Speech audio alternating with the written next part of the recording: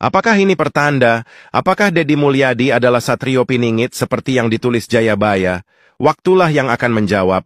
Tapi satu hal pasti, rakyat selalu tahu mana pemimpin yang benar-benar berpihak pada rakyat. Bagi seluruh masyarakat Indonesia, dan terkait dengan adanya kedatangan seorang Satria Piningit dan Ratu Adil yang akan dimulai nanti setelah akan adanya puncaknya adalah akan ada laut, ya, akan ada laut yang meluap, air laut yang meluap tinggi yang akan didasari dari fenomena hampir mirip dengan tsunami, ya, mungkin bisa lebih besar atau lebih kecil. Ini akan terjadi di pergantian akhir tahun. Kita nggak tahu campur tangan mereka dan beliau ini yang akan membuat keadilan sosial bagi seluruh rakyat Indonesia dan akan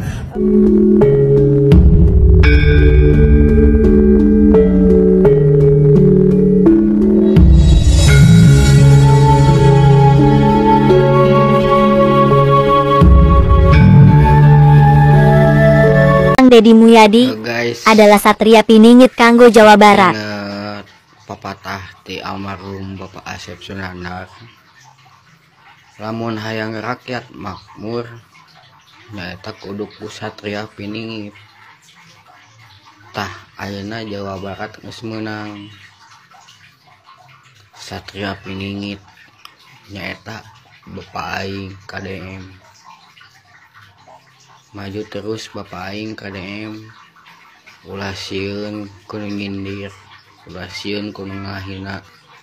Justru urang loba disindir, loba dihina, makin kuat iman KDM, makin sukses perjuangan KDM keur ngabuktikeun Jawa Barat maju. Semangat KDM. Ya, assalamualaikum cerkumbak abawakum. Telah tiba Satrio Piningit. Tahukah Anda, Satrio Piningit adalah seorang yang dinantikan oleh bangsa ini. Dan menurut berbagai kalangan, kini telah tiba tokoh yang dinantikan. Satrio Piningit berasal dari kalangan biasa-biasa saja, dari masyarakat yang biasa-biasa saja, bukan dari keluarga ningrat. Namun dia memiliki ketulusan hati untuk berbuat demi kepentingan orang banyak. Dan katanya Satrio Piningit ini datang dari Provinsi Jawa Barat. Yang digadang-gadang itulah Kang Deddy Mulyadi. Apakah benar Gubernur Jawa Barat yang saat ini begitu sangat terkenal, sangat populer di tengah-tengah masyarakat, bukan sekedar masyarakat Jawa Barat, tapi masyarakat Indonesia, disebut inilah Satrio Piningit yang dinantikan oleh rakyat Indonesia? Wallahu alam, yang tahu hanya Tuhan yang Maha Kuasa. Namun kalau kita lihat langkah-langkah besar yang dilakukan oleh Kang Deddy ini membuat orang bersimpatik, berempati. Dan mereka yang bersimpatik, berempati bukan saja masyarakat Jawa Barat, tapi kalau dilihat di berbagai media sosial dalam komentarnya adalah masyarakat Indonesia. Kang Deddy, dari ciri-ciri yang dimaksud dari Satrio Piningit ada sama beliau. Namun sekali lagi kita manusia tidak tahu apakah inilah Satrio Piningit yang dimaksud oleh Prabu Siliwangi. Kita nantikan Satrio Piningit yang nantinya akan membawa bangsa ini menjadi bangsa yang besar, bangsa yang sejahtera dan makmur. Salam kebangsaan. Di tanah Sunda yang sakral, di antara gunung-gunung yang menjulang dan lembah-lembah yang menyimpan rahasia, berbisiklah legenda tentang seorang Satria Piningit, sosok yang dinanti, yang akan bangkit dari kabut penantian, membawa cahaya keadilan dan harapan. Dan kini dari kedalaman jiwa rakyat, Dari bisikan angin yang berhembus di antara pepohonan, muncullah sosok itu, Kang Deddy Mulyadi. Dia bagaikan embun pagi yang menyegarkan, hadir di tengah dahaga akan pemimpin sejati. Kang Deddy bukan satria dengan pedang berkilauan, melainkan satria dengan hati yang tulus dari lisan yang bijaksana. Dia bukan raja yang bertahta di atas megahnya istana, melainkan pemimpin yang berbaur dengan rakyat jelata, merasakan setiap denyut nadi kehidupan. Kang Deddy Mulyadi adalah penjaga tradisi yang merawat warisan leluhur dengan penuh cinta. Dia adalah pembela kaum lemah yang memperjuangkan hak-hak mereka yang terpinggirkan. Dia adalah suara bagi mereka yang tak terdengar, harapan bagi mereka yang putus asa. Kang Deddy bagaikan rembulan yang menerangi malam, menuntun jalan bagi mereka yang tersesat.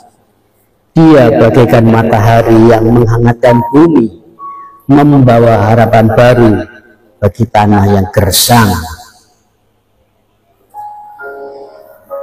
Di matanya terpancar kebijaksanaan seorang kesatria, di hatinya bersemayam cinta tanah air yang membara. Dia adalah sosok yang dinanti, yang akan membawa perubahan bagi bangsa ini. Kang Deddy Mulyadi, sang satria piningit yang terbit dari kabut penantian, teruslah bersinar, teruslah menginspirasi. Namamu akan terukir dalam lembar sejarah sebagai pemimpin yang tulus, yang berjuang untuk rakyatnya, yang membawa harapan bagi bangsa ini. Semoga Allah Subhanahu wa Ta'ala selalu membersamai hidupmu. Selamat berjuang, Kang Deddy. Wassalamualaikum. Mengejutkan, Kang Deddy Mulyadi adalah sosok satrio piningit yang telah diramalkan Prabu Jayabaya dan Prabu Siliwangi. Jauh sebelum Indonesia merdeka, Prabu Jayabaya pernah meramalkan akan datangnya satrio piningit, pemimpin tersembunyi yang muncul saat bangsa berada di ujung keputusasaan. Sosok itu disebut lahir dari rakyat biasa, tidak silau oleh kekuasaan, dan berjuang bukan untuk pencitraan, tapi karena panggilan hati. Kini, banyak mata tertuju pada Deddy Mulyadi.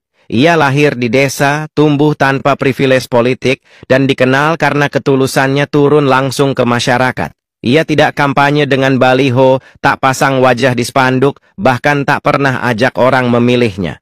Namun jutaan orang mengikuti kisahnya, karena setiap hari ia hadir membantu mereka yang terlupakan. Dari pedagang kecil, lansia, hingga anak-anak miskin. Ia pun berani menolak tambang ilegal dan menegakkan keadilan dengan rasa kemanusiaan. Apakah ini pertanda? Apakah Deddy Mulyadi adalah satrio piningit seperti yang ditulis Jayabaya? Waktulah yang akan menjawab. Tapi satu hal pasti, rakyat selalu tahu mana pemimpin yang benar-benar berpihak pada rakyat. Bagi seluruh masyarakat Indonesia, dan terkait dengan adanya kedatangan seorang satria piningit dan ratu adil yang akan dimulai nanti setelah akan adanya puncaknya adalah akan ada laut. Ya, akan ada laut yang meluap, air laut yang meluap tinggi yang akan didasari dari fenomena hampir mirip dengan tsunami, ya, mungkin bisa lebih besar atau lebih kecil. Ini akan terjadi di pergantian akhir tahun. Kita nggak tahu campur tangan mereka dan beliau ini yang akan membuat keadilan sosial bagi seluruh rakyat Indonesia dan akan menganut sistem untuk meratakan perekonomian masyarakat. Biarkan mereka sibuk dengan sangkaan mereka, karena orang yang hatinya bergantung pada kata manusia akan letih mencari reda mereka. Tapi orang yang hatinya bergantung pada Allah akan tenang walau dunia bergoncang. Sesungguhnya, diam itu bukan tanda kalah, tapi tanda kebijaksanaan. Kerana bukan tugasmu untuk menjawab setiap fitnah, bukan kewajipanmu untuk menjelaskan setiap salah faham. Tugasmu hanya terus berjalan di jalan yang benar, dan membiarkan masa serta amalmu sendiri menjadi saksi. Manusia boleh berkata sesuka hati, tapi Allah tahu hakikat yang tersembunyi. Maka, teruskan langkahmu dan serahkan urusan hatimu kepada Dia yang Maha Mengetahui.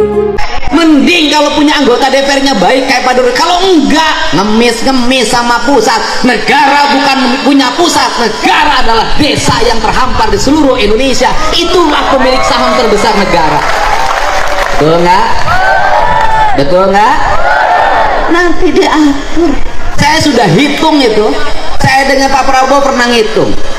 Pak Deddy, kata Pak Deddy, nyelesain kemiskinan pertanian gimana? Gampang, Pak.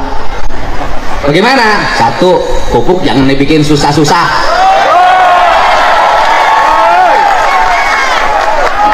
Ya jangan dibikin susah-susah. Bikin pupuk susah banget, aturannya banyak banget. Bikin yang sebanyak-banyaknya, negara rugi, nggak apa-apa, asal petani untung. Tunyo. Dua, saya katakan setiap buruh tani harus punya sapi.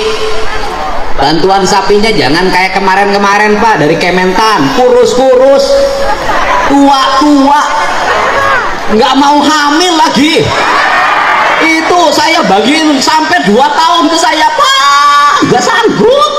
Kenapa? Sapi saya nggak bunting-bunting. Mungkin sama kamu lakinya kurang. Kasih dong sapi yang unggulan, yang bibitnya gede. Kalau bisa yang dibagiin yang sudah bunting, di IB dulu sama kementerian, baru dibagiin. Betul nggak? Satu petani dengan Bu sebagai buruh tani atau luasan di bawah 1/4 hektar, kasih 5 ekor. Setelah itu kasih dana pendampingan, PPL-nya arahin, itu kotoran sapi jadi pupuk organik. Puterin begitu. Kemudian apalagi jamin kesehatannya, kalau sakit nggak usah susah. Bener rakyat pakai BPJS, bener, tapi banyak yang BPJS-nya nggak bisa bayar. Saya tuh kenapa kan jadi ngomong gitu tiap hari, aku ngurus yang begitu. Masuk rumah sakit BPJS nggak ada, bayar dulu.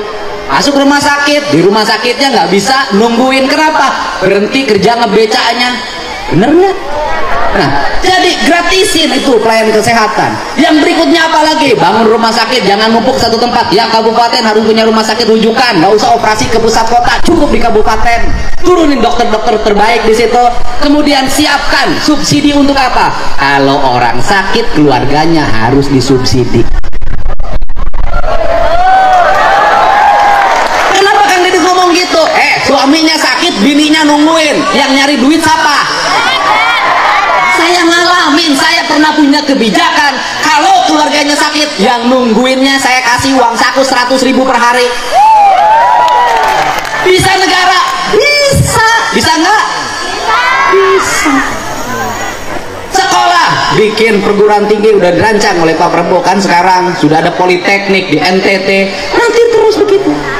Nah, kemudian kalau itu dilakukan, kemiskinan selesai. Orang miskin karena sakit, rumah sakitnya mahal. Benar gak? Orang kaya penghasilan 20 juta kena cuci darah jadi miskin. Benar gak? Benar gak? Ini problem. Terus kemudian infrastrukturnya benerin yang berkualitas di desa-desa. Jangan jalan dibangun sekarang, besok sudah rusak lagi. Bangun irigasi yang bener, jangan bilang 60 cm, dibangunnya 30 cm, diakal-akalin. Ini benerin semua. Terus yang berikutnya, negara tegas, termasuk yang di bawah umur jangan pakai motor. Saya sampai ngurus begitu, saya jadi bupati ngurus begitu, bikin aturan tidak boleh pakai motor ke sekolah. Kenapa? Di bawah umur pakai motor merusak hidupnya. Dia tiap hari kerjanya main HP sama motor-motoran, ibunya sampai hitam legam di sawah begini, rusak generasi. Apalagi, nah, bikin aturan, ini Jawa Barat. Aturannya apa? Mereka yang hajatan boleh hajatan kalau punya uang. Ya nggak punya uang nggak boleh hiburan, udah numpeng aja. Kenapa? Di Jawa Barat banyak yang kawinan pinjem Bang Emok. Beres Bang Emok, utang sampai pergi ke Arab. Ini negara ngatur, kepala desanya ngatur, semua ngatur seperti itu. Pusat dan daerahnya ngatur, rakyatnya dijamin, diatur tapi dijamin. Sekali lagi apa? Diatur tapi jangan suka ngatur kalau tidak menjam. Begitu, orang yang ngatur harus menjam. Ini tugas negara mengatur dan menjam. Tugas rakyat diatur dan mendapat jamin. Ya, ini saja apa yang saya sampaikan. Saya panjang dan pendek ngomongnya, pulangnya nggak akan ditransfer, ongkos sendiri. Alhamdulillah. Tepuk tangan ya buat Kanjeng.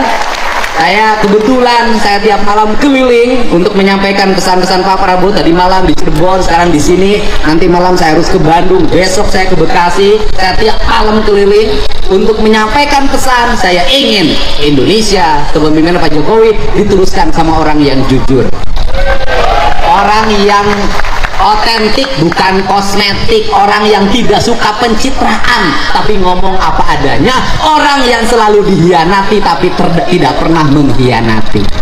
Setuju? Kita ucapkan terima kasih, kita sambut Gus Miftah datang ke tempat ini. Monggo di aturanan lega, atur nuhun, wallahu muwaffiq ila aqwamit thoriq. Assalamualaikum warahmatullahi wabarakatuh. Kasih Bu. Alhamdulillah. Terima kasih Kang Deddy Mulyadi atas sambutannya yang sangat luar biasa. Tepuk tangan sekali lagi Bapak dan Ibu. Ya, tepuk tangan.